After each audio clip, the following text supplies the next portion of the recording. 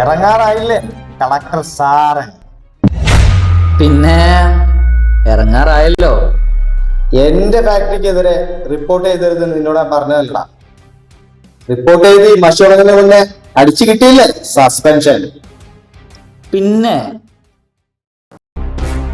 Order കിട്ടി mister Rajan. എന്നാലും നിങ്ങളാ ഡൽഹിയിലെ പിടിപാട് അതെനിക്കിഷ്ടായി. അപ്പോ ഓർഡറൊക്കെ കൈക്കിട്ട സ്ഥിതിക്ക് സാർ സ്ഥലം വിട്ടോ. എന്റെ ഫാക്ടറി ഞാൻ നാളെ രാവിലെ തന്നെ തുറക്കും. അതിനൊരു പ്രശ്നമുണ്ടല്ലോ രാജൻ സാറേ. നിങ്ങൾ ആ ഫാക്ടറി ജയിലിലിരുന്ന് തുറക്കേണ്ടി വരും.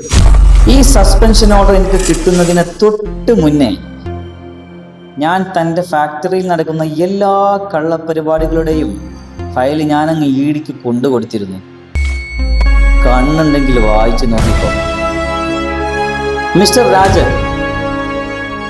ചെയ്യുന്ന പണിക്ക് ഒരു ഗ്യാരണ്ടി വേണം. അത് എനിക്കുണ്ട്. താൻ ഊരിയ എൻ്റെ കസേരയുടെ ആണി അത് നിന്റെ ശവപ്പെട്ടി കടിക്കുന്ന അവസാനത്തെ ആണി ആവാതിരിക്കാൻ നീ പ്രാർത്ഥിച്ചോ.